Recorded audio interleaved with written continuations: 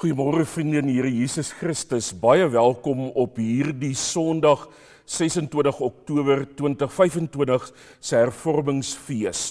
Mag vanoggend se geleentheid vir elkeen van ons opnuut 'n bevestiging wees.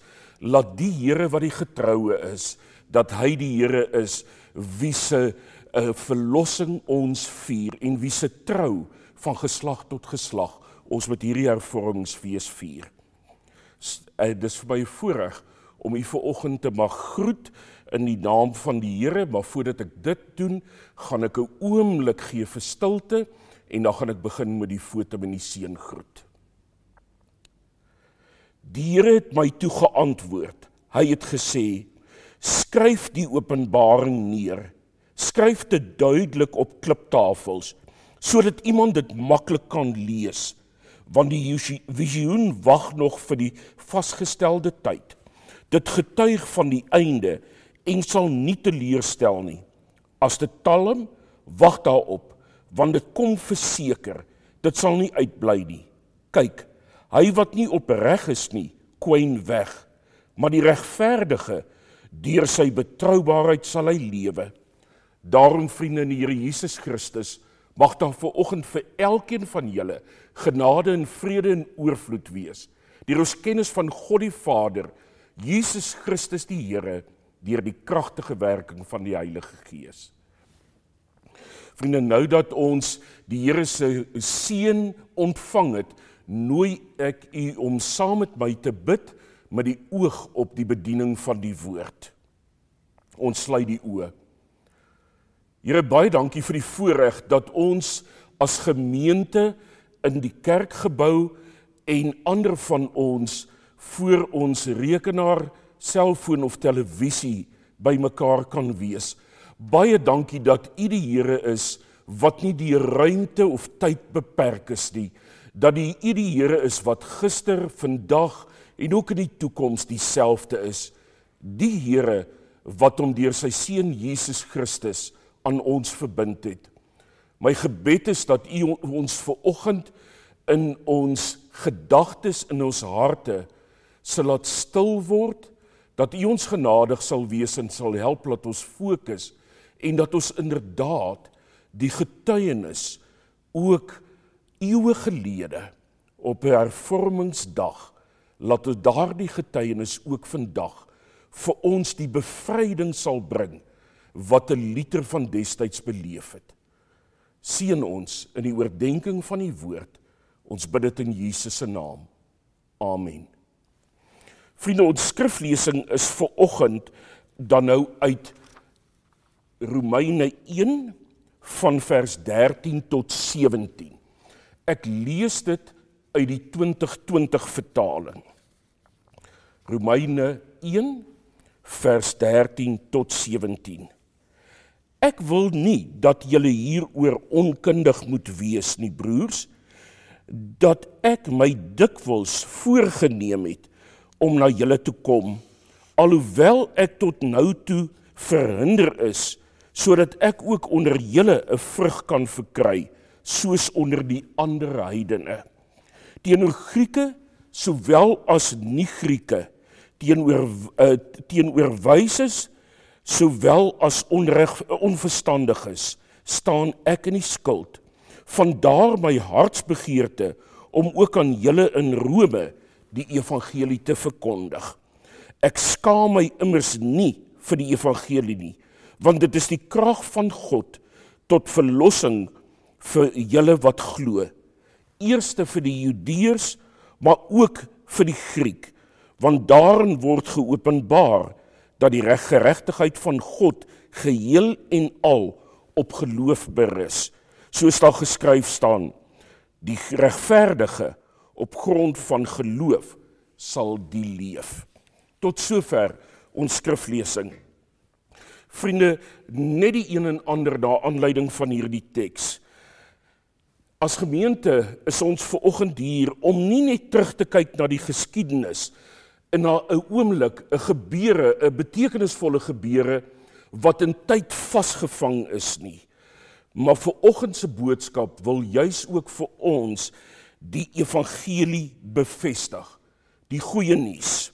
Hier is geen sprake van 'n algemene verkondiging van die evangelie nie. Ons blik rus vandag op die kern van die evangelie, soos Paulus dit baie spesifiek hier in Romeine 1 bedoel om oor te dra. Dit waarvan hy vurig oortuig is. En om Paulus reg te verstaan, vriende, is dit nodig dat ons iets van die sosio-kulturele konteks van destyds sal verstaan en dat ons ook moeite sal doen om die taal en die vorm waarin Paulus hierdie brief giet, laat ons erns daarmee sal maak. So het ons die geleentheid of skep ons die moontlikheid om die Gees ook duidelik tot ons dag te hoor spreek. Nou eerste, wat is Paulus se bedoelde gehoor? Dis baie belangrik, vriende. Ons het nie eintlik net hier in Romeine nie, maar beide in die Ou en die Nuwe Testament het ons wat ons in die Bybelkunde wil noem, is daar sprake van 'n godsdiens interne gesprek. Met ander woorde, Paulus rig hierdie boodskap nie in die eerste plek na mense in die sogenaamde sendingveld nie, maar dis 'n gemeente in Rome en sy bedoeling is, hy wil nog graag by hulle uitkom om die evangelie ook daar te verkondig. Nou, onmiddellik as ek dit so in Afrikaans sê, dan klink dit of die bedoeling is dat die mense in Rome nog nie die evangelie gehoor het nie. Maar dit is glad nie die geval nie en ek hoop om dit aan te dui soos ons by die boodskap aangaan. So, Paulus se gehoor hier in Romeine is mense soos u en ek in die sin dat ons het reeds die evangelie gehoor. Ons getuig reeds dat ons tot geloof in die Here Jesus Christus gekom het. Maar hoekom het Paulus dan nou hierdie begeerte en voel hy skuldig daaroor? En die antwoord lê daarin, vriende, en ek gaan dit so vir u uitlig. Paulus sê in vers 16, ek skaam my nie oor die evangelie nie. In ons moderne wêreld is hier weer klink dit soos 'n persoonlike individuele verklaring van geloof. Maar binne die destydse wêreld van eer en skaamte gaan dit eerder daaroor dat Paulus hierso beduie hoe hy as iemand wat die evangelie, die goeie nuus, nie van die keiser nie, maar van 'n man wat op Golgotha aan 'n kruis, aan 'n vloekhout gesterf het, wie 'n skande dood gesterf het, laat hy hierdie persoon, hierdie Christus se boodskap goeie nuus noem. En daarom, hy skaam hom nie vir die evangelie nie, want in God se koninkryk word die orde, die bestaande orde, dit wat vir mense eerbaar is dikwels in God se ryk skaamte. En dit wat skaamde of skande in die wêreldse oogpunt is, die kom Paulus en sê, maar juis daarin lê die meeste eer, want God is teenwoordig in dit wat op Golgotha gebeur het. Nou, dan die tweede ding wat ek graag hier sal wil uitlig, dat dit gaan hierso om die langdurigheid van die hoor van die evangelie, sodat ons sal volhard in die uitleef van die evangelie. En dit hoor ons ook in die fotum wat ek vanoggend gelees het. Die fotum kom uit Habakuk 2, vers 2 tot 4. En die fotum wat ek vanoggend gebruik het, is die teks waarna Paulus verwys as hy skryf, soos daar geskryf staan, maar die gelowige, of die regverdige, deur die geloof sal hy lewe. Nou daai is in die taal gegied van 'n volhoudende, 'n aanhoudende bevestiging. En dit gaan daarom dus nie oor iemand wat die eerste keer die evangelie hoor nie. Dit gaan daaroor dat hulle wat die evangelie hoor, maar wat in hierdie wêreld beleef, dat hulle is die randfigure, hulle voel uit, want die evangelie is nie die gewilde boodskap in die konteks waarin hulle leef nie. En daarom het ons aanmoediging en volharding nodig. En vriende, hierdie teks geld immers vandag nog. Ons kan nou sê, ja, ons bly in 'n Christelike land, in die westerse wêreld is daar baie lande wat die evangelie tog 'n belangrike rol speel. Maar dit gaan hier bietjie om dieper as net mense wat, kom ons sê dan nou nominaal, gelowiges is of Christene is. Dit gaan hier in besonder oor die egte, volhardende leef vanuit God se verbintenis met ons in Christus Jesus. Die skande aan die kruis in die wêreld se oë is juis die eer van God. En solank ons daarin volhard, leef ons vanuit God se perspektief, leef ons 'n eerbare lewe. En dit is wat Paulus hier wil doen. Hy wil hulle aanmoedig om as regverdiges te volhard. Nou, en dan nou juis binne die destydse wêreld het geloof nie verwys na 'n leerstellings nie. Dit was nie 'n lys van dogmas wat ons moet nasê of wat ons moet glo, anders is ons verlore nie.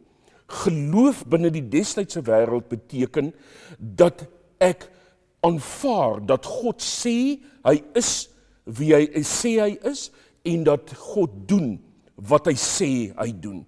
Dit is wat geloof beteken. Geloof is om God op sy woord te neem en vanuit daai belofte te leef.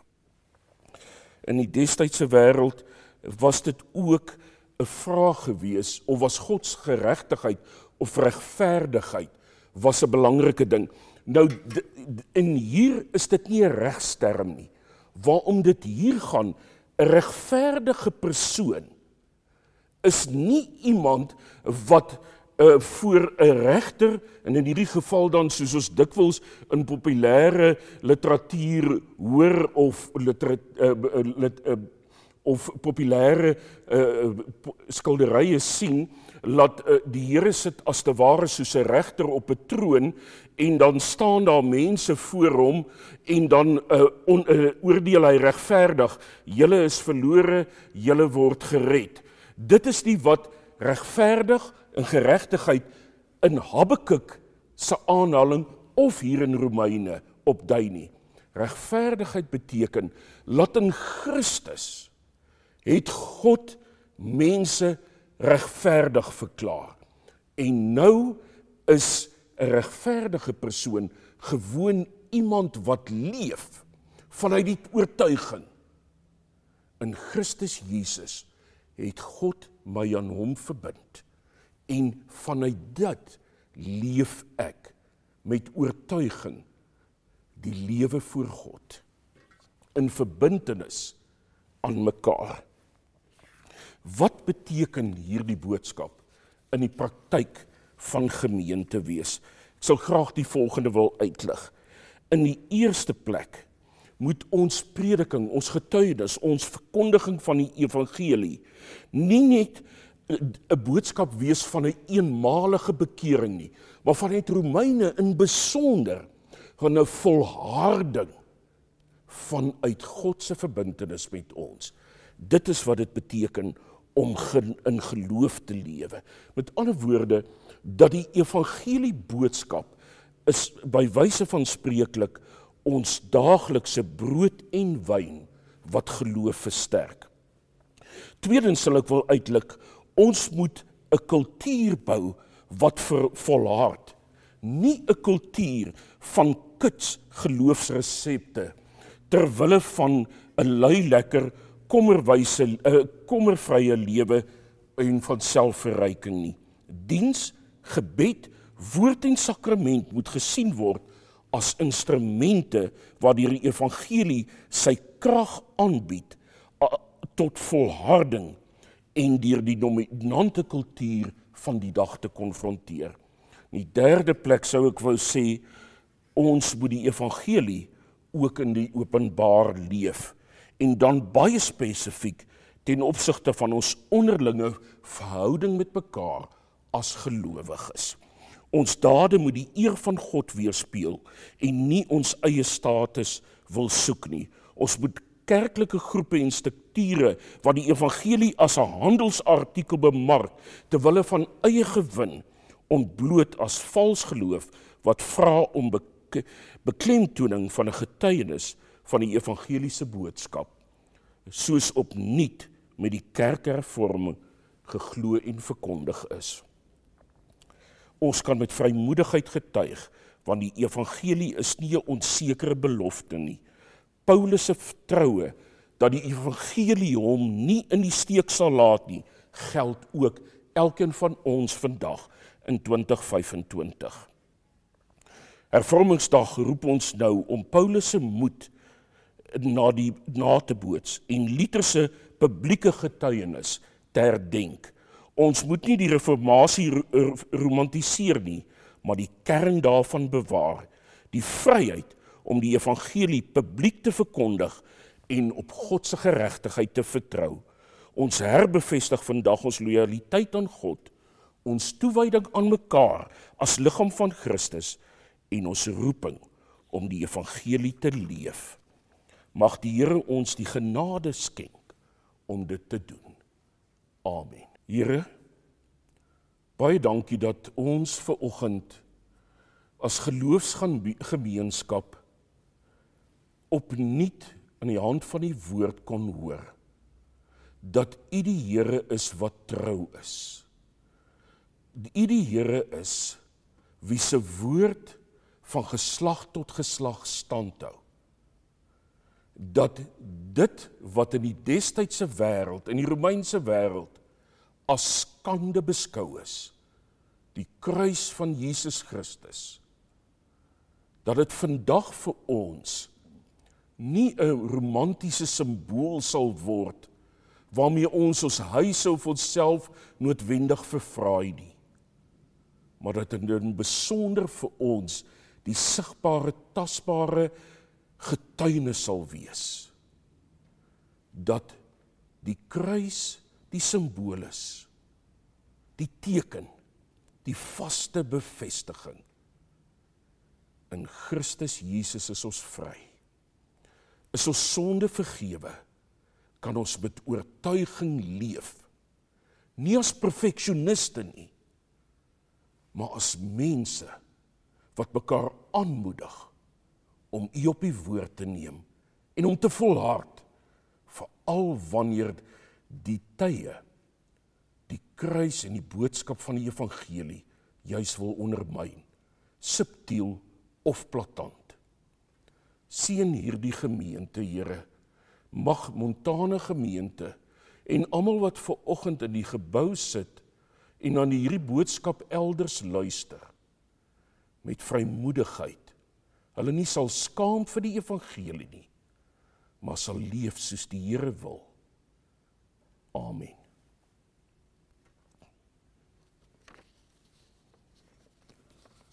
Vriende, die Here stuur ons ook elkeen nou op die pad wat ons moet stap. En hy seën ons met die volgende woorde. Die Vader, Seun en Heilige Gees sal julle seën en by julle wees. So sal julle al meer die heerlikheid van die Here weerspieël en verander word om aan die beeld van Christus gelyk te word. Dit doen die Here wat die Gees is. Amen.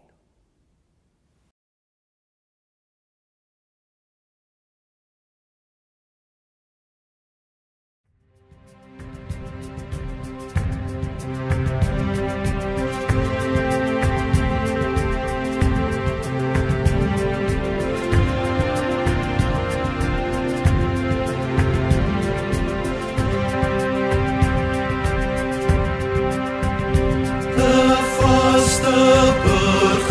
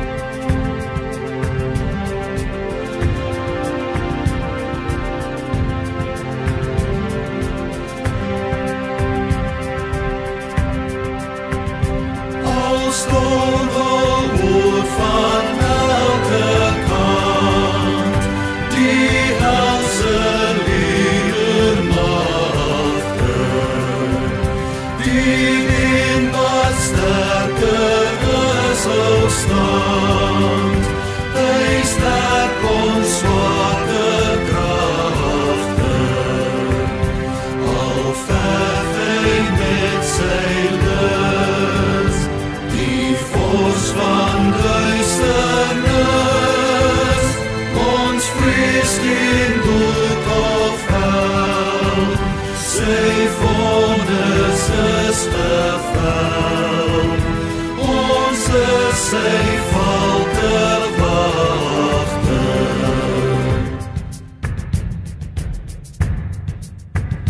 'n vaste burg is onse God, ons skuil in hom die ster.